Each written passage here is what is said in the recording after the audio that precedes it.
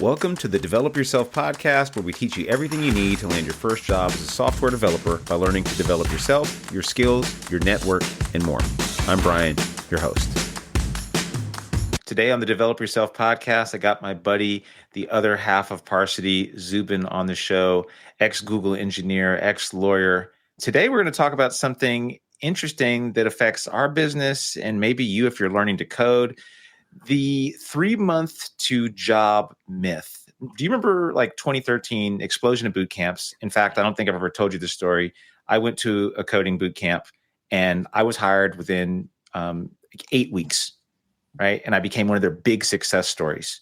And they were like, yeah, he got hired in 8 weeks. This is like, what a crazy story, right? And this was like a common thing you'd see online or maybe even read now at some boot camps say, hey, 3 months is all it takes to get hired. That's not reality anymore. So something's happened between now and then. I think people can kind of guess all the different things that have happened. But what's the reality now? Like, what is going on now? What is the realistic timeline for somebody, do you think, to go from zero to software engineer? And is it still possible? Yeah, so it's absolutely still possible. It happens every day. But, there was a time, and again, I'm just going to go back a little bit in history here because it's interesting, because I've always assumed that what happens in other industries will happen in software engineering, because ultimately it's a creature of the market, right? So there was a time when lawyers didn't need a license to practice, right?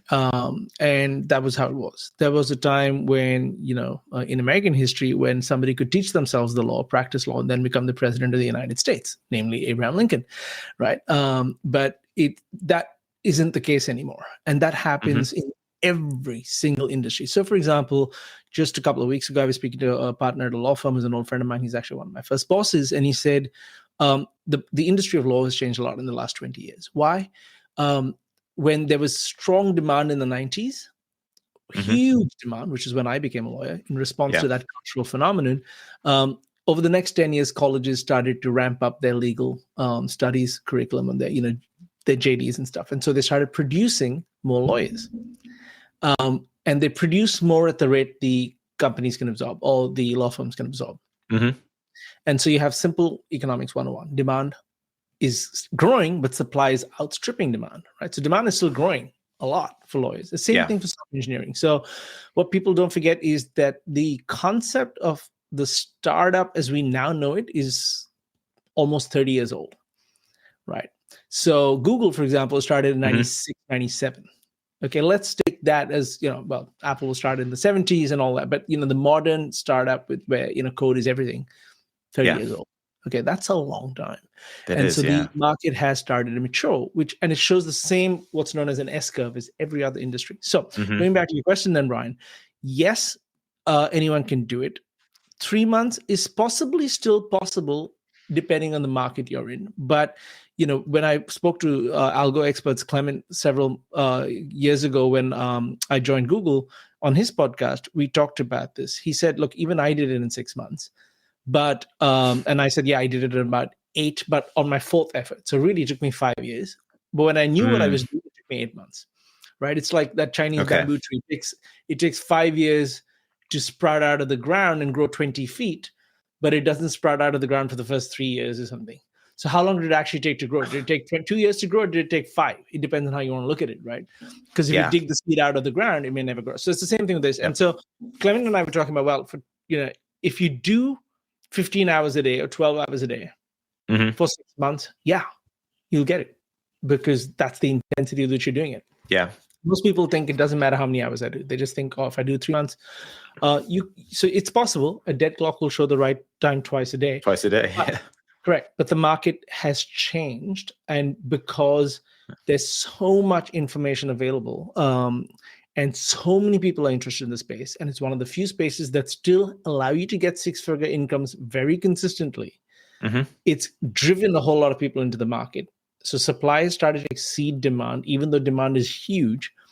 And so now employers can get to choose and be a bit more picky. So it's exactly like the housing market. When there's too much housing on the market, people are going to have a tough time getting decent prices, right? It's the same principle. I like your bamboo analogy, because even though at that boot camp that I was speaking about, where I got hired in quotes in 8 weeks, I had spent a year before that learning on my own. Yeah. Right. So even this time, this was 2013. This was like the height. Yeah. Right. And I'd spent basically a full year teaching myself until I went to this boot camp. And they kind of got me the last step of the way and filled in some core gaps that I was missing, mostly Correct. around what we would call market development. Yeah. That was Yeah. actually where they In the inner had the circle. most Yeah. help for me, Yeah. especially. And I think that kind of rings true for what we see with students in inner circle as well. Totally. And you're saying this is 2013? Yeah. 2013, 2014, something like that. In context, 2013 was an age ago in software. So I know it's only 13 years ago, 12 years ago for us mathematically, but that was, I think, when the iPhone 3 was out. I think that was when App Store 2 was out. I think that was when Instagram was starting out. I think that was when Uber was starting to take off. Airbnb was just about starting. I think that was their second year, and they just about hit 10 paying customers, some rubbishly small number like that. Wow. 2013 was the start, right? So I would argue, well, let me ask you this. If you did exactly that, now you're a hiring manager and stuff, and if you today were to see a student or a candidate who had your level of skill in 2013, would they be your only applicant, or would you be likely to find many more people better? Oh, I mean, I joke about this, but I tell people in Parsi Inner Circle all the time, by the end of this program, you're going to be much more capable than I was at the same stage. You're going to know 100%. 3 times more than what I knew. You're just going to be a much better software engineer than I was when I first started off. It took me, another year on the job learning with a team of people, like kind of, sitting with me physically there in an office. It was like, you're right. It was a whole other lifetime. It feels like a whole other world back then. That world does not exist anymore. And this is the Bay Area, right? And like, it's even more shocking that in that market, I was able to sneak in through the back door, essentially. There was so much demand at that point in time, so much demand, right? And let's not forget, that was also the time when the IT outsourcing thing was starting to really take off. So people were outsourcing to different countries and labor market, like it was huge, and there just wasn't enough people to do it. And also, Netflix wasn't really a thing in 2013. It was still a video rental store transitioning to digital. It was. I remember still getting the ones in the mail. Honestly, that's how. Wow, I'm really dating myself here, and I'm sure people are hearing this. Like, and the funny thing is, I know people will hear this and think, "Oh, it was so much easier back then." And you're right. It was easier. It was not easy. I had a computer science grad also in the same program I was in. It took him a full year to get hired. In fact, most of the people in that boot camp never got the result they wanted. And and I think it's honestly the marketing was really good, right? And we didn't have the data to understand, right? There wasn't so much social media or articles and news articles like 3 months, get a job. You're like, okay, I'm in, right? And then some people did, and you'd be the success story, and most people didn't. Right. No. And then they'd be left with this idea like, wow, I guess it's just not cut out for me. And that was really sad to see too. It happened to me so many times, Brian. And the reason I get so angry and I sound like a bitter old man about the 3 months, 5 months, 6 months thing is it cost me 5 years of my life. Like, I'm not joking. It cost me half a decade. Okay. At that point in time, it was 1/7 of my life that it cost me, because of the bad marketing, right? I was 35 at the time, and I think that was my second or third attempt. I succeeded only when I was 38. And for those 5 years, it was nasty because I just thought I was not smart enough. I was not capable enough. I could never do this. It was too far out of reach. Why? Because the marketing produced bad expectations. Right. The marketing had made me believe, hey, other people are doing this in 3 months. That's just not true. And they were making me do that. And so they were like, I'm going to try this. I'm going to do this. I'm going to leap into it. Other people have done it. And then every time I would go smack into a window, like face first into a window that I didn't know was there.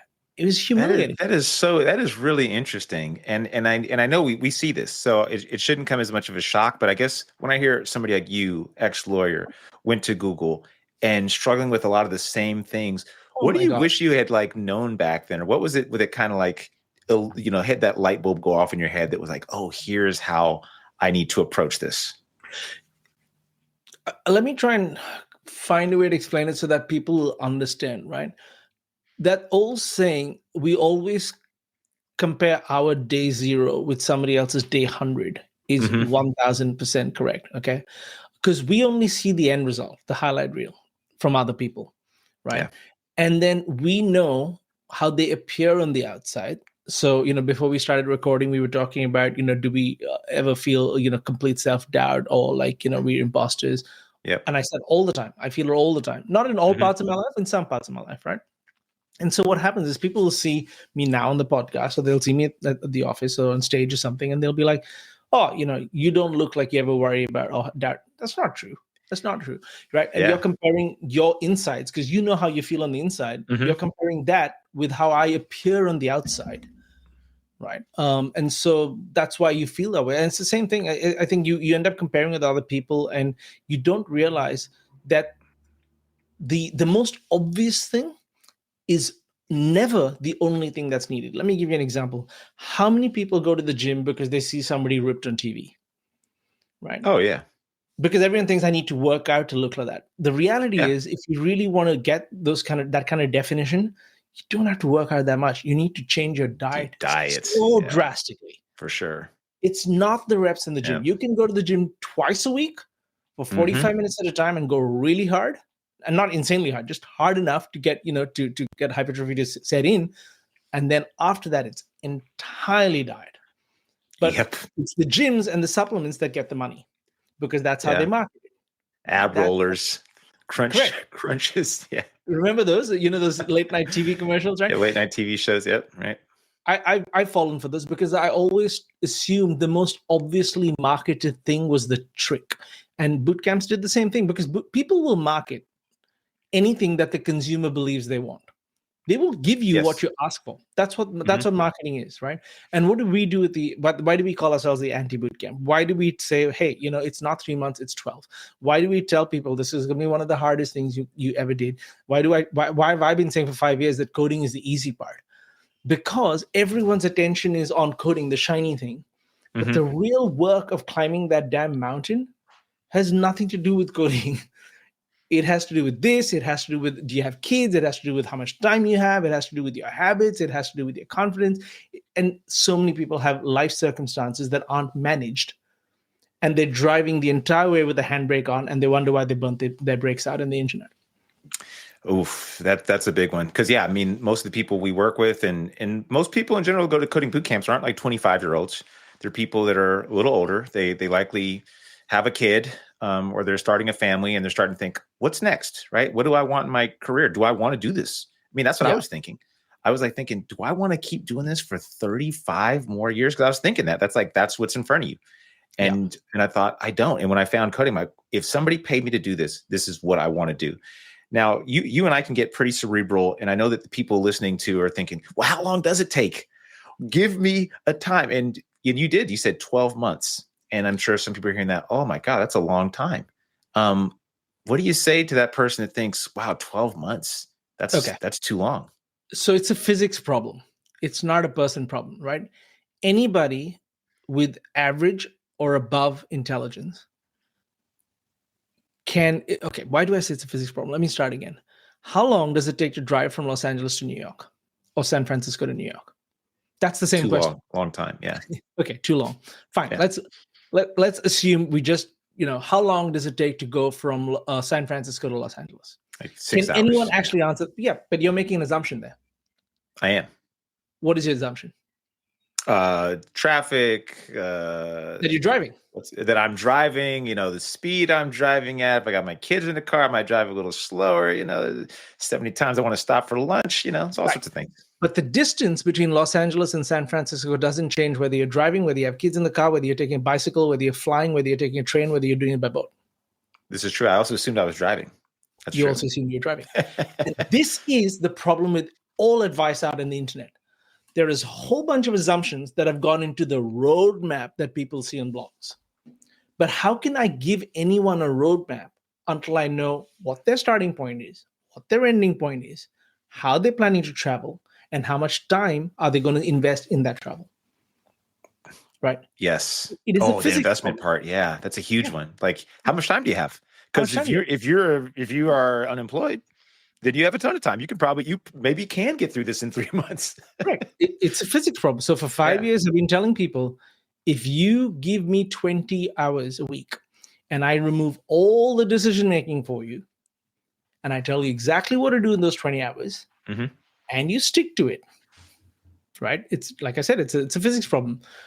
Speed is distance divided by time, right? Or is Yes. it distance into time? Yeah. So it's Yeah, I don't basically know. I'll just yeah. trust you on that one. Yeah. Yeah, sorry, I'm getting confused now, but it's a physics problem. There's a formula, right? Distance, time is equal to distance divided by speed. There you go. Speed. Yeah. Right? Distance divided by speed. So we know what the distance is. Now the question is, how fast can you go?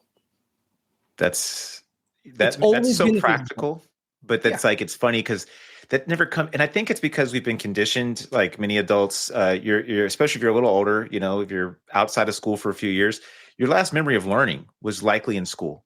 If you Sure. haven't educated yourself or read like I did, and I was in a really negative state in my life at that point, and my last memory was of school. And I'll never forget this. I got one of those like JavaScript or HTML5 for Dummies book. Oh yeah. Like Yeah. that I'd actually like get something out of reading this book. And I read the entire thing, and I sat down on my computer with like Notepad plus or something, and I'm like, what do I do next? Yeah. No, And I it had no was, clue how to I study. went through the same, I went through the same trap. So I wanted to be, the first idea that I had, like a lot of people, is I wanted to make a mobile app. And I was thinking, oh, Android, that's much more accessible and friendly. So I'll make an Android app. I had never programmed in my life. Right. And so I was like, everyone's saying, well, I built this app. Remember 2013, 2014. Oh my God. Yeah. Apps were exploding. Everyone, there should be an app for this. Remember that saying? There should be an app for this. Right? There should be an app for this. Yeah. So Zubin was part of that hype cycle and said, oh, I'm going to make an app, and blah, blah, blah. So I got a Java book. And, back then, people don't realize this, but in 2013, YouTube was about 6 years into its maturity cycle. Like, it had started in 2005, acquired by Google in 2007. It was only 6 years, really old at scale at that point. Cat videos, Yeah. Exactly. That's what it had, right? Yeah. And so, so I, tried to look at YouTube. Not a lot. There was some stuff there. Then I did some Coursera, MOOC, blah, blah, blah. Okay. Then I realized, shoot, I cannot build on Android unless I understand what a framework is. So I got into what's a framework, what's a library. And I was so confused because none of the words made sense to me. And then I'm like, I can't actually write on Android until I know Java. So then I bought a Java. And what book did I buy? Learn Java in 24 hours. Now there are two but this is clever marketing. This is why I keep telling you, all the folks listening out there, marketers will tell you what you want to hear. I wanted to hear fast and learn. What I did not know is two things. One is the book assumes that you have some programming knowledge. It'll tell you don't need to, but you do, right? Because you're learning a language and you need to understand how programming generally works. Otherwise, you won't understand a lot of the words that are in there. And the second thing is it had 24 chapters, which they think should take you an hour to read. 1 hour each.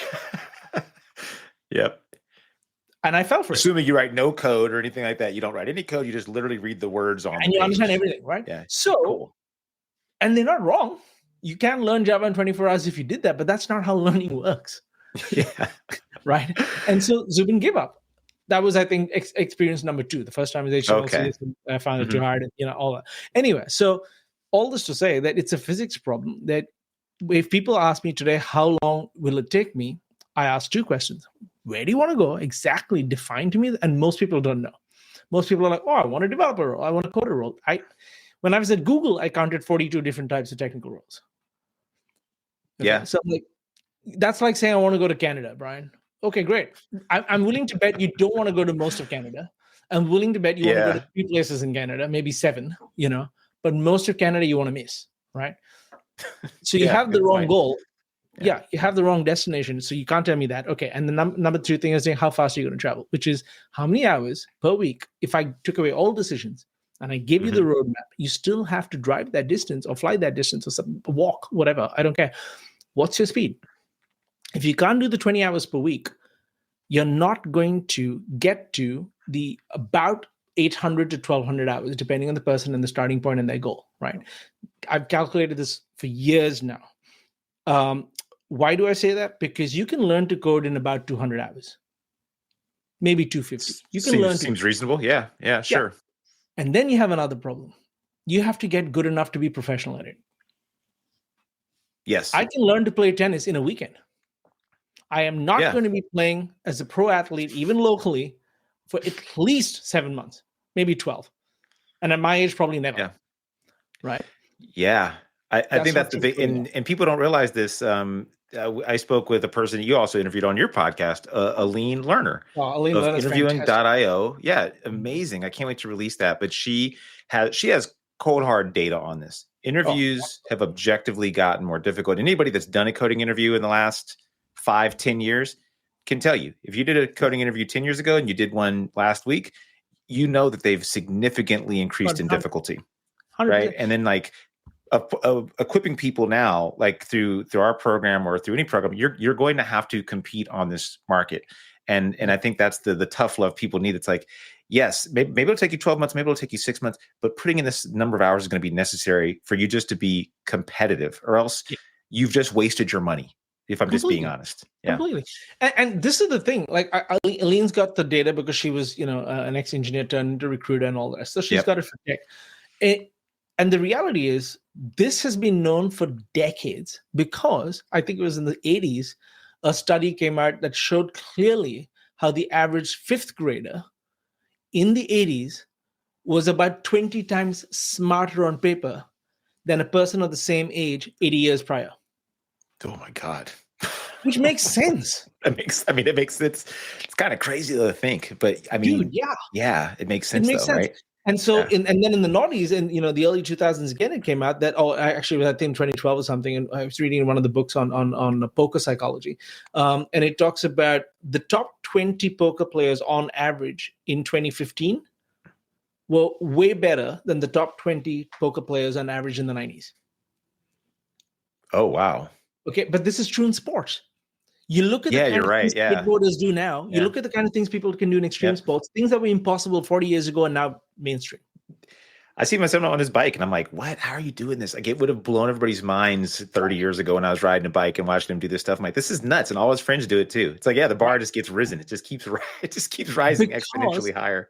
Correct. Because knowledge is much more fluid.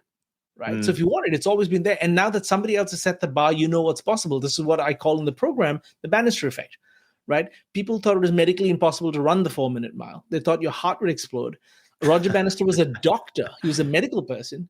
And he said, I'm not so sure about that. And he's going against the medical orthodoxy of his day, where they said, you're crazy. Your heart's going to explode in your chest. And he's like, not so sure. I think I'll try it out anyway. And he did it. And when he did it, a barrier that had not been broken in humanities history before that got broken more than 10,000 times in the next 5 years, including the high school kids. Oh my God. The only thing that's changed is people realize it's possible. So 100% it's possible. You just need the plan. And Roger Bannister didn't just say, I'm going to break the barrier and run out of his dorm room and start running. He trained for 3 years and kept failing. And then he did it. And then he killed it. He believed it. Yeah. That's a really cool story. That is nuts. Yeah. I mean, I'm a bit of a runner. A 4-minute mile. It's crazy to think that psychological effect of just knowing that it's possible and then saying, boom, I can do it. Now, and I hope people take away ideally an optimistic look. I tend to be pretty optimistic, and I know you do too, practically optimistic. I'm not one of those like all roses, like, oh yeah, it's just you can absolutely do it. But I'm like, this is a possible path to do. It's just that your expectations need to be aligned with reality at this point. And so what do you see some of the biggest difference, maybe like technically with the expectations now? I mean, I can speak on this too, but like, what are you seeing the technical expectations that have increased or are different now in 2025 than even like just say pre-AI, there's like a clear divide now. It's like pre-AI and AI. Like what's different? What do developers need to know now? So I think more than ever, what I'm seeing is what people think is that, AI makes me better and faster. What they don't realize is it makes everybody better and faster at some things, right? So it's not really a competitive advantage because the playing field is completely flat when it comes to that. The people who have the advantage are the people who know enough to really get phenomenal use cases out of AI, right? Or phenomenal functionality out of AI. So just yesterday, I had lunch with my ex-colleague from Google, and he told me how he is building this thing, and it's made him like 6 times faster. But I said, tell me about your prompts, and he's like, oh my God, they are so targeted, they are so controlled because I'm in control. I am not delegating. I'm not delegating decisions. I'm not delegating design. I'm not none of that. I'm using it in a very controlled fashion. So what's changed now is that because the overall standard of the market has improved. And don't forget, most people who are making hiring decisions now are, let's say, in their mid 30s in tech. It's a very young industry. Right. Yeah, for sure. Those folks grew up in tech without AI. Mm-hmm. And they grew up really cutting their teeth on the old school way of doing it. So their fundamentals are very solid. And I can say this also, some of them, their fundamentals are weak compared to the engineers who grew up in the 90s. Because I've seen these 100%. guys at Google, right? Yep. They cannot use a VS Code ID because they're like, it's too busy. I just want my Vim text editor, right? Yep. But they know how everything works at the byte level. Like, it's incredible, right? Yeah. So every generation gets a little bit softer with the tools, Mm-hmm. but 100%. more productive, but way more productive. And that's okay. Now, so what's changed now for aspiring developers is because hiring managers are much more sophisticated, like you said, than they were 15 years ago, simply because the industry has matured. Best hiring practices. So 15 years ago, no one was talking about the big tech hiring practices. Now all companies try to hire adopt the big tech hiring practices. Yeah, it's crazy. Right? Even if they don't need it, they unfortunately adopt it. What does that do? We've gone from interviews in smaller companies being 2 rounds. Do we like 6 in your code to 6? Yeah. Okay, that's a 300% jump right there. I mean, a factor right there, right? Okay, so all of that has changed. And so people can't actually get by with doing less. They need to do a lot more because, like we said just 5 minutes ago, on average, people today are better than they were 10 years ago. Mm-hmm. And that has always been the history of humanity in every field, right? And so you can't be less than how people were 10 years ago. You have to be better. And to be better with the human brain, you need to invest a bit more time in a proper plan. That's the big one too, because I think that people don't realize. Like, I met a really great guy. I don't want to say his name because I hope I'm not being critical at all. But and I've met a few people like this, self-taught, and I respect anybody that's fully self-taught. I mean, I used to claim self-teaching, but I went to a coding boot camp and I've gone to other programs anyway. Self-taught dude finally got hired, and took him 3 years. Now, to me, that was still really cool. I mean, amazing that he did it with like zero real, like, a formal traditional education. At the same time, I saw the mistakes he made because I met him and I saw, what are you learning? And it was everything. And set him on a more proper path in general. But I just thought, man, imagine if you had a plan, right? Like a vetted plan from somebody that knew what they were doing, you could have reached this destination much quicker. And I think that's a lot of times what people don't get, because they say, I could learn all this stuff myself. I'm like, yes, you absolutely could. And then I'd wonder, do you want to? Is that a path you really want to take, And that's, it's funny you raise that. So that's kind of what I ended up putting into the Inner Circle program, because I'm 100% self-taught, but the person that made the difference for me was non-technical. She was my non-technical coach, and she was the one that got me the results in those 8 months, because she said, you're thinking about this all wrong. You're thinking about this as coding is special. It's not. It's a skill. It's a freaking skill. All skills come from the consistent application of directed effort over an unreasonable amount of time, also known as deliberate practice. Not practice, deliberate practice. Right. So she's like, what are you doing that's so narrow that you will be excellent at it when you apply it for 30 hours? That one thing. Damn. Right. And so that's how I've started learning. That's how I did it in 8 months. Is I did the opposite, which we now teach in the Inner Circle program as the minimum effective dose. That came from her. Oh, wow. That is really insightful. I mean, I learned this by complete error. And then but learning how to code actually kind of just taught me how to learn, because now I feel a lot more confident learning. Like I see it spilled over to other areas of my life. Maybe, I don't know if exercise or coding was the main lever, but it triggered something inside of me where I'm like, okay, this is how, like, doing these things, having some faith that showing up every day, I'm gonna get better. Because even when I sucked at coding, and I did for years, actually, I mean, I finally, after 11 years, I feel pretty confident as a coder, but still, it's a long 11 years later. But that was the thing, just showing up every day, being consistent. I'm like, I know that this will work if I'm consistent. And then I saw that applied to every area of my life. Then I thought, okay, well, maybe I can do anything if I'm consistent. I can probably be good at whatever if I do to some level, right? Like I might not be the best at everything at all, but I'll be decent at everything that I really apply myself to. And dude, this happens at every level. Let's just share with the folks, okay? Because so Brian and I, we have a coach ourselves. Like coaches have coaches. That's how it always is. You learn from people better than you.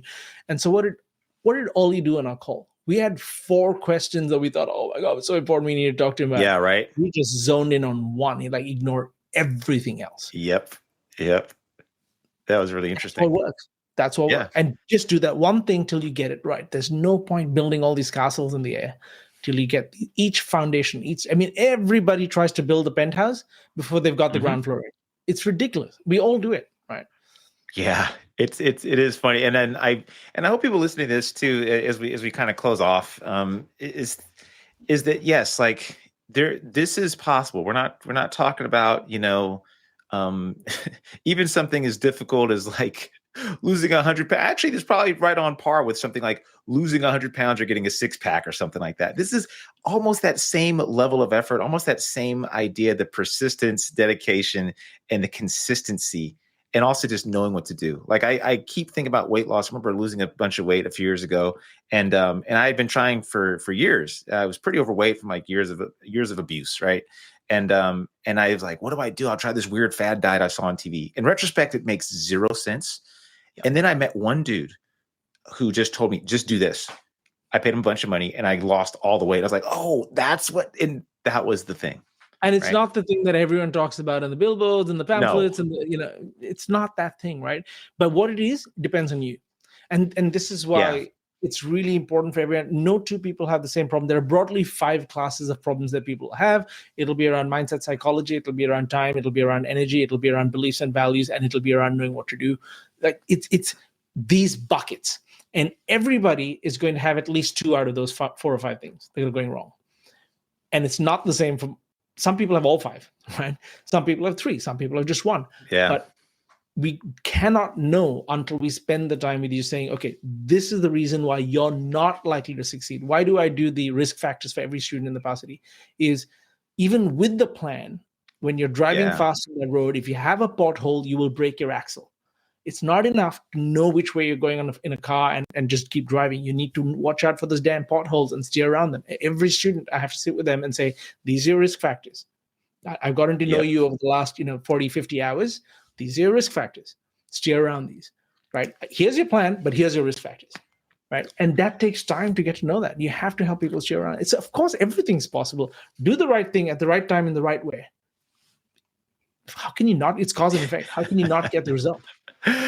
Yeah, and I think that's the really the most powerful thing that I've seen in the Inner Circle program. It's like it's the consistency. People come out of that first 8 weeks, especially like. And I don't want to, sound all hokey and corny, but like people describe it as life-changing. And in many ways it is. It's a pretty transformative experience. People go deeper into their own thoughts, patterns, beliefs, fears, doubts they probably ever have. And getting it out on paper, coming up with a super solid plan. And that's why you see people in the program actually doing the work, which is honestly the secret. Like if I think of one secret over the years, if people are like, what separates the person that got the job from the person that didn't? I'm like, it's just consistency. It sounds so corny and lame, but I'm like, that's literally it. That is literally the secret sauce. Yeah. And I've seen computer science grads fail and I've seen French fry cooks succeed. It's like, 100%. And consistency is not just doing the thing because life is real. It will get in the way, so you have to manage all these balls in the air so that you can be consistent. You have to free yourself to be consistent. And for folks who sort of listen to us and say, oh, you guys know how to do this. These transformative outcomes, it took me 2 years of trial and error to get them. I mean, and this is, because I've been in the program before you and I joined up for 5 years, right? So the first 2 years, I wasn't getting these outcomes. I was getting similar outcomes, but it wasn't like this. I had to learn how to coach different types of people around the world in their context, with their culture. It was hard because I only knew what I knew at that point in time. The program is obviously cheaper then as well.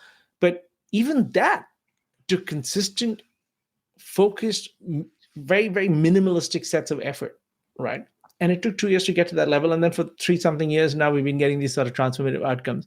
And if people want to look at it, they can look at it on the Parsity website. All the videos have been, put up there.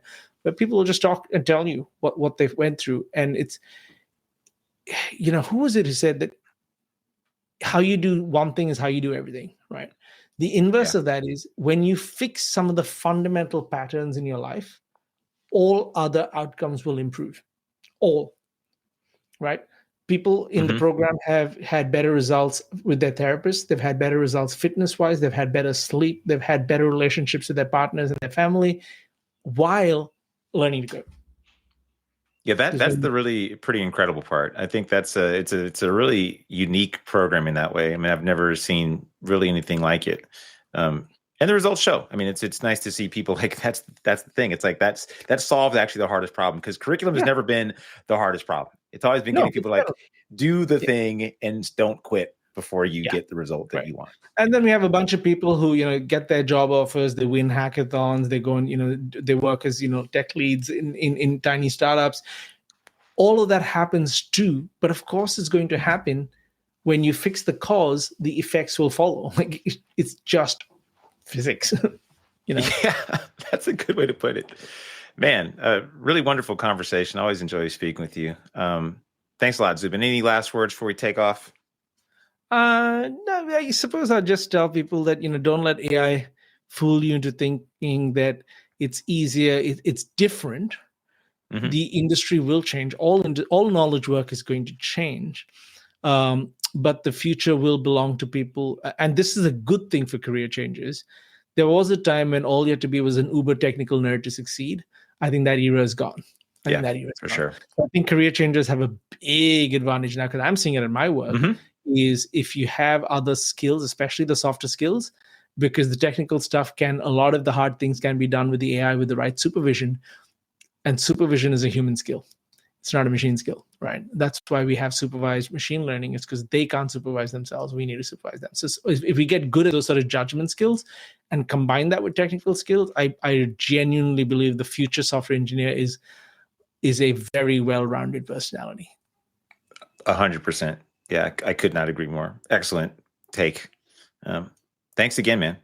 Thank you, dude. That'll do it for today's episode of the Develop Yourself podcast. If you're serious about switching careers and becoming a software developer and building complex software and want to work directly with me and my team, go to parsity.io. And if you want more information, feel free to schedule a chat by just clicking the link in the show notes. See you next week.